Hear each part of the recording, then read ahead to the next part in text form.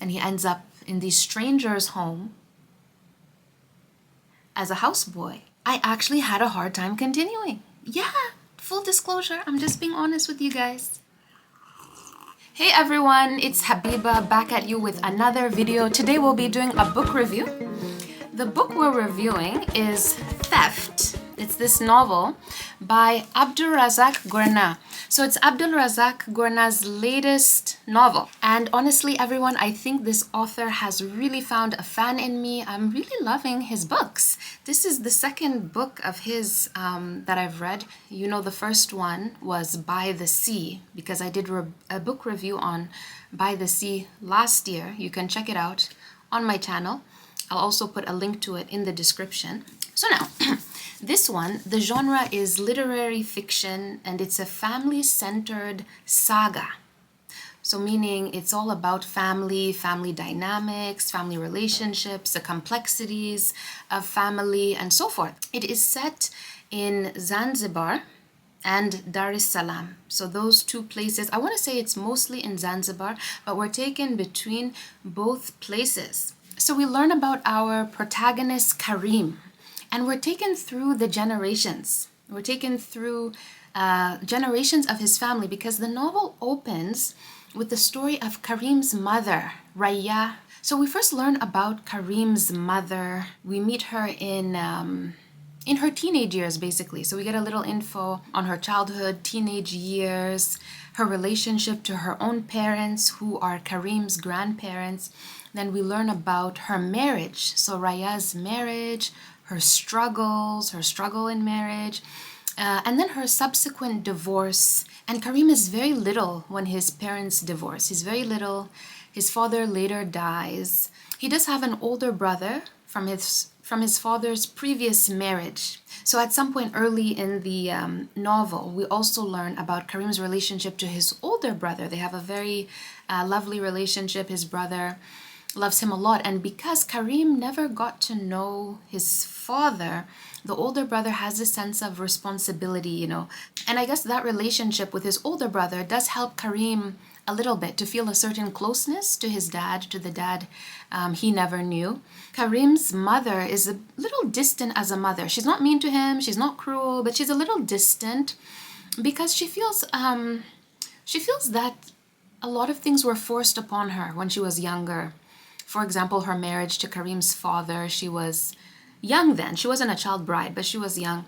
She didn't really want to marry him, but the parents insisted. And then she struggled in her marriage with Karim's father, eventually divorcing him. She had Karim, you know. So basically, a lot of that wasn't of her own choosing, let's put it that way. When you're reading it, you get this impression that she feels put upon, the mother. She feels put upon, you know. I'm not going to call her a victim because I definitely wouldn't say she's that, but she feels put upon by her circumstances. And so she has this little boy, Karim, who she basically hands over to the grandparents. You know, she basically hands him over to the grandparents. And the grandparents love him a lot. Karim has, you know, he's very well loved by his grandparents. Now his grandparents later die, and so of course he has to be with his mom. But he does find her to be distant, emotionally distant as a mother. And then she remarries and she moves to Dar es Salaam, the capital city. And now when she remarries, she leaves Karim in the care of his older brother. In the care of his older brother and his wife. Because his older brother is married to a woman named Jalila in Zanzibar. And so he's very well cared for by them. And they feel so proud of him because Karim is he's very academically inclined, he's an intellectual, he's very smart. He graduates high school with flying colors, does very well, gains admission to the university in Dar es Salaam. And so they're very proud of him because, you know, both Jalila and the brother, they feel that they were not as academically gifted as Karim. So, you know, they take pride in his achievements because he's part of the family. All right, everyone. So I told you Karim moves to Dar es Salaam, the capital city. So he leaves Zanzibar. He moves to Dar es Salaam for university, and he lives with his mother and her husband Haji. Haji in Dar es Salaam. So the mom's new husband. So he lives in Haji's family home. So it's Haji, his mom, Raya, Haji's father, an old man named Uncle Uthman. There's a gardener named Juma. So Karim, he has a nice arrangement there in their home. Everyone loves him. His mom, because by this point, his mom, she's more mature. She's older. She's about 38, 40, because let's say she had him when she was maybe 20-ish or early 20s. So now she's around 40. So she's more mature in her age, but I also think you also get this sense that she's more mature in her mind and in her emotions. And she actually changes a bit. You feel this emotional shift from her. She's more welcoming to him as a mother. She's not as emotionally distant as she was when they were all living together in Zanzibar. And I would attribute that shift to her being more satisfied. I think she feels more fulfilled with her new husband, Haji. She feels more fulfilled, more actualized, more self-actualized. And I think as a result of that, she's able to give Karim that maternal tenderness, even to an extent that he didn't have from her when he was growing up. And so now when Karim goes home to Zanzibar, to his hometown for summer vacation after his first year of uni, and then he returns to Dar for his second year of uni. And in his second year, he decides he's going to have a different living arrangement, that he'll live on campus. Yeah, he'll live on campus. And so now when Karim is back in Dar es Salaam for his second year of university, he meets a young boy named Badar in the family home. Badar. And this young boy, he's a servant in the family home. At the time when Karim meets him there, Badar, had just been working there for a little while. Not too long, but, for a little while. Long enough to have a little sense of the family and his routines as a servant boy and so forth. And so Badar is a young orphan boy. Now we're going to talk a little bit about the character of Badar, who I would say is a co-protagonist. Yeah, I would say Karim and Badar are co-protagonists. Now, Badar is also from Zanzibar, like Karim, and he lived with a family in Zanzibar whom he thought was his family, but he knew they weren't really his family. They weren't his blood family, but they had raised him like their own. They had raised him like a son for all intents and purposes, right? And then one day, Badar is suddenly kicked out. It's really quite heart-wrenching. He's suddenly kicked out, and the father, so Badar's father, again, not his blood father, not his biological father, takes him on a journey to Dar. So they travel by bus, they take this long trip to Dar, and then he's dropped off in Haji and Raya's home as their servant. Just like that. Of course, there is some backstory. Why was Badar kicked out? And I'll get into that a little later when I speak more to this theme of theft. And remember, the novel title is Theft. So what's that all about?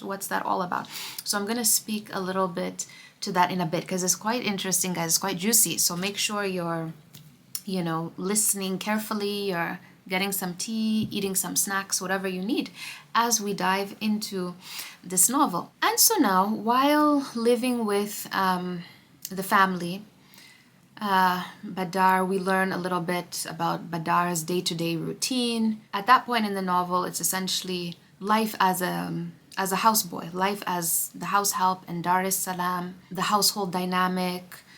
And they treat Badar well, let's say, for all intents and purposes. He is a houseboy, so he does have to clean and do chores and cook and all of that. And the mistress, Raya, Karim's mom, teaches him how to cook. And I would say she's quite gentle with him at times. And Haji, he's a nice guy. He's friendly and playful. He does love Karim as his own son. He treats Karim as a son, and he's quite playful with Karim. And to Badar, he doesn't treat him the way he treats Karim, but he's not mean either. and they clothe him and feed him and all of that. And the mistress, Raya, she's friendly towards Badar, and she lets him read, because Badar can read, because he did go to school in Zanzibar when he was living with his family.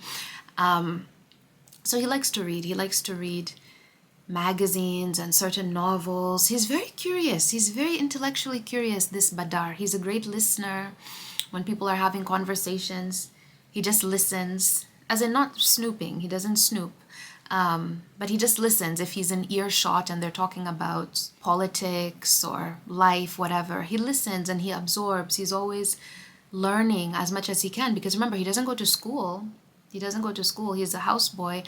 I'd say he's about 15 when he's a houseboy. He's somewhere in his teenage years. So let's say, I think he's 15. And perhaps it's stated somewhere in the novel, but he's about 15 when he's working for them as a houseboy. And now the arrival of Karim is very special to Badar. Karim is the son of the house, Badar is the houseboy, but over time, Badar grows to love him so much as this brotherly figure, as this older brother figure. And Karim is kind to him, he's generous to him, he hangs out with him, he takes him on little outings in the city, he encourages him to go to the mosque. There's a part in the book where it's now time for Jummah Friday prayers, and Karim basically says to Badar, like, how come you're not going to prayers? And Badar says, well, I don't have anything to wear. I don't have the kanzu and all that, I guess their traditional Tanzanian clothing. Karim gives him clothing for the mosque, and it's quite sweet. It's also interesting to get a sense of Badar's internal state, because going back to that masjid, that mosque scene right there, we learned that Badar didn't even feel clean to go to the mosque, because he felt like, who am I but this little houseboy? And the men in the mosque, they dress up nicely in the beautiful gowns and with the nice cuts and everything. Anyway, so Karim boosts him a little bit, makes him feel worthy when he gives him the nice clothing to go to the mosque.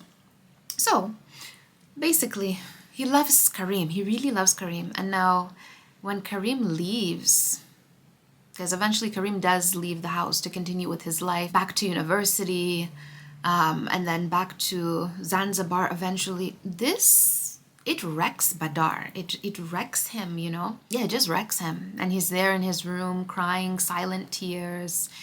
And as you can imagine, guys, because imagine his state. Everything has just been so tentative for him. Life has been really not easy for him. He's an orphan from his own parents, because you may be wondering, how did he end up with those people? The people I said were his family. But one day his mom just kind of dropped him off there because his dad had disappeared. His real father, his real biological father, had disappeared, abandoned the mom. So there's a little bit of backstory to that, which is covered briefly in the novel. When you guys read it, you can get all that. And so then he ends up living with the people who agree to take him in and basically raise him as a son, even though he knows that he's not really their son, but they don't mistreat him or anything, and he has siblings. And then one day he's kicked out, and we're going to come back to that.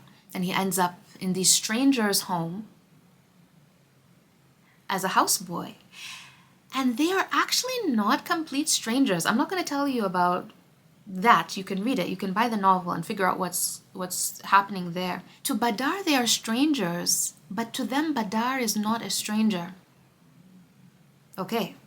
Yeah, so that's a little hook for you. And the first night of his arrival, we do learn of his panic, because Gurna, he writes about that, how Badar, he does have this internal panic, and you just, wow, you just really feel it for him. Okay, everyone, so now in the third part of the novel, both Karim and Badar are young adult men, and they're going about their adult lives. Karim gets married to a hometown girl, one of his hometown girls, Fauzia, very sweet, lovely girl. She's educated like him. Karim, he gets a job in the ministry. He gets a job with a government ministry.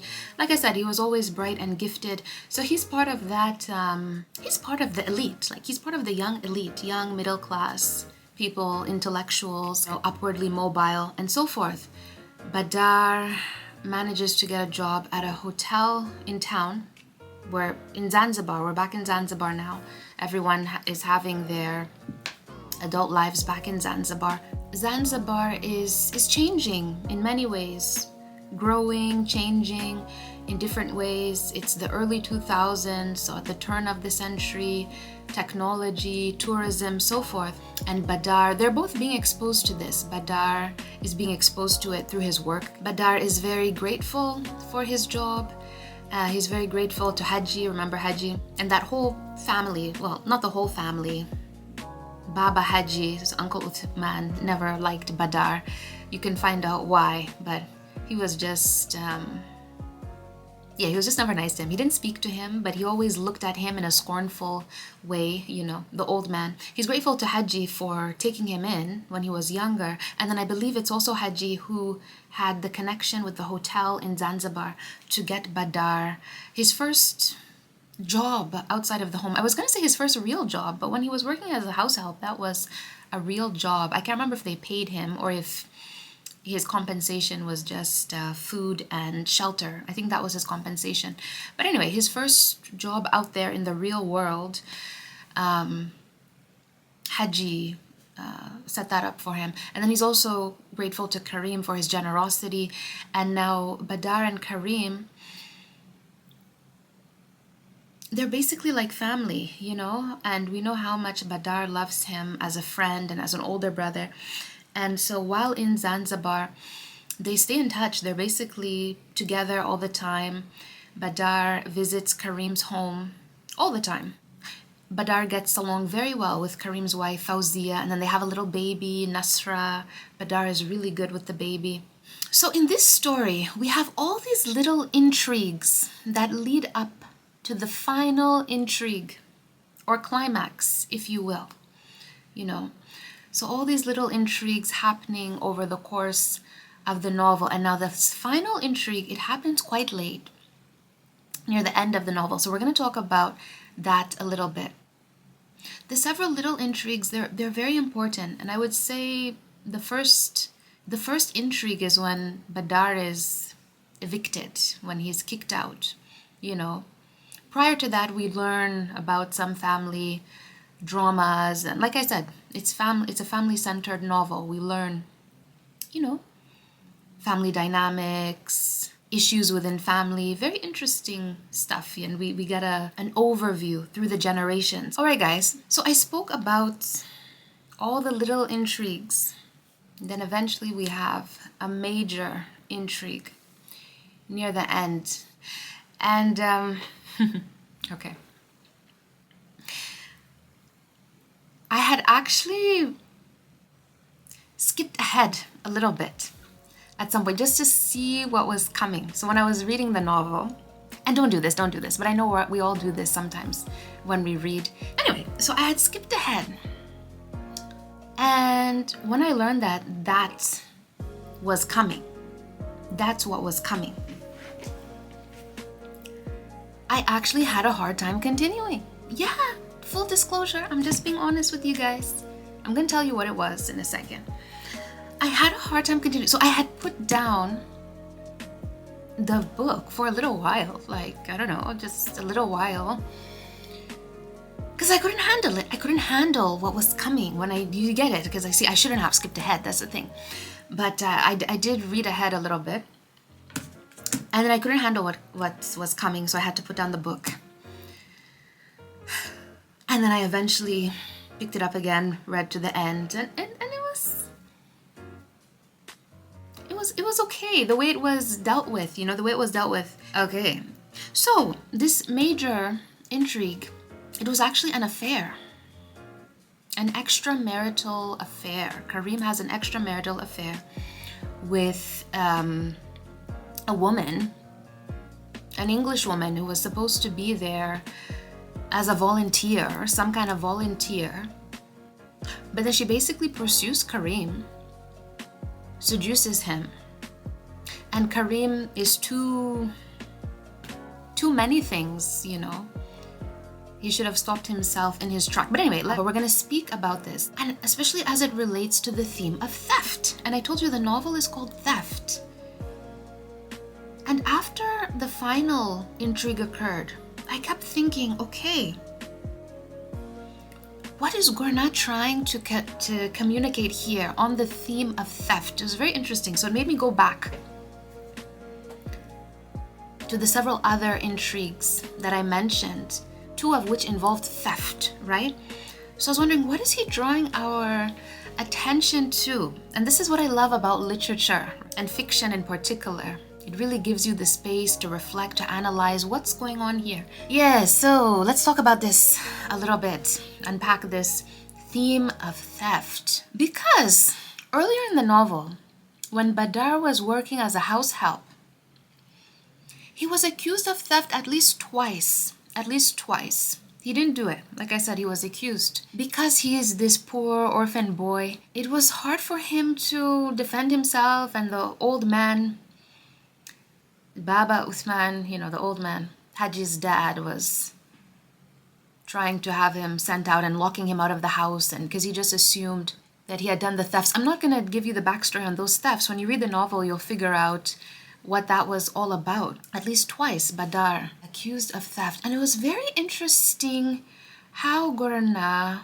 wrote about it, how he described it, because when you read it, you realize he's drawing the reader's attention to something. It was very precise, very deliberate, the way he described the circumstances around the false accusation. Let me put it that way. Particularly, one that I remember well was the one with Baba Uthman, when he just assumed Badar was a thief. He just assumed Badar was a thief.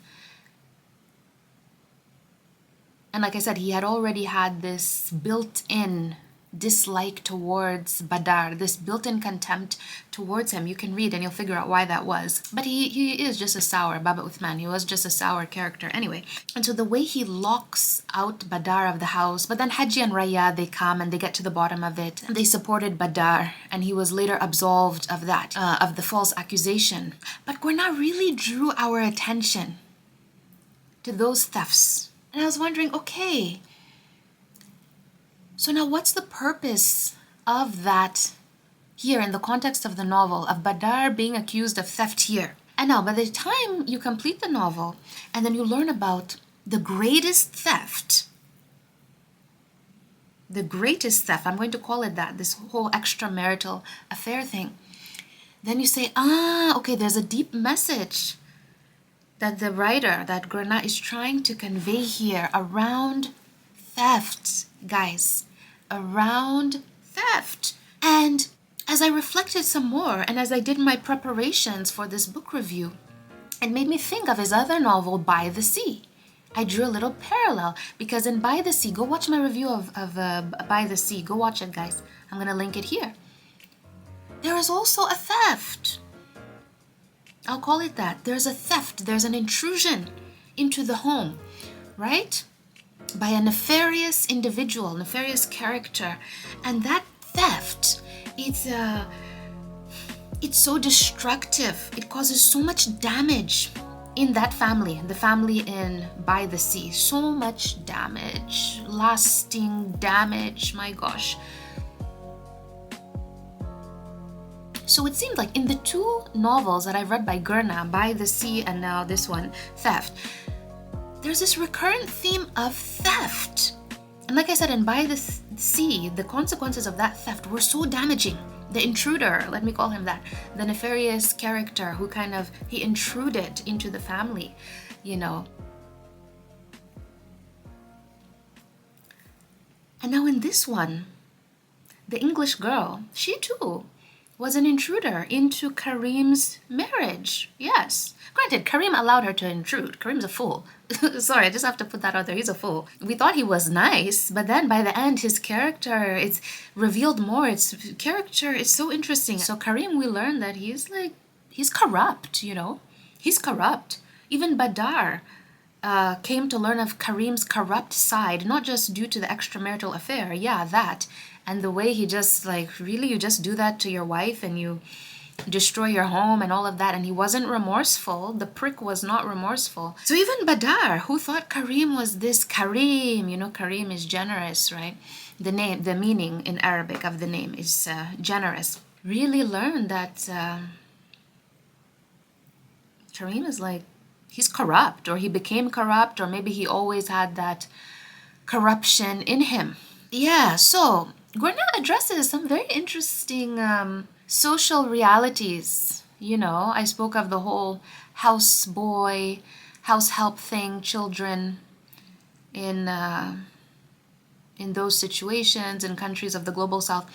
But now some other social realities that are sort of reflected, or certain dynamics that he picks up on in the whole extramarital affair involving Karim and the English woman.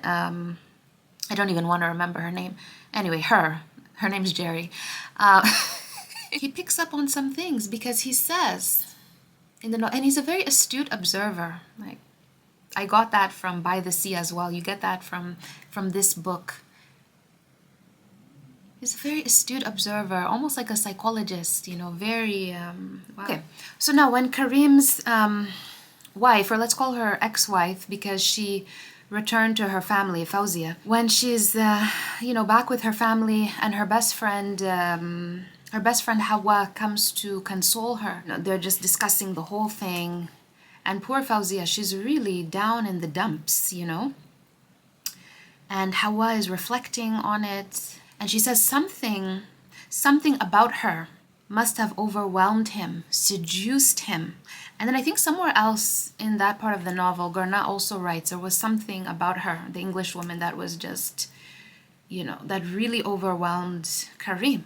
And I said, it's her whiteness. Those of us who know these things, who understand these dynamics and these social dynamics, that's what it was. He didn't say it, but as the reader, and when you're aware of these, then it was her whiteness. That's what it was.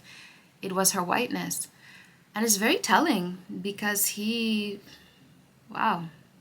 very telling.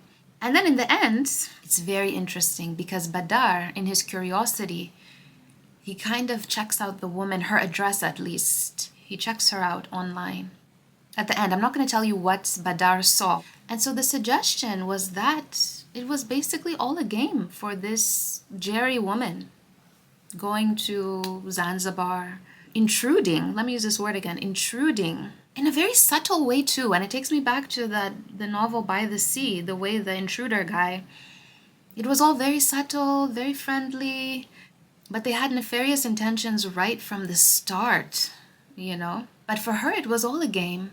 And then Karim, he ends up with nothing. He's like a loser in the end. Yeah, he is.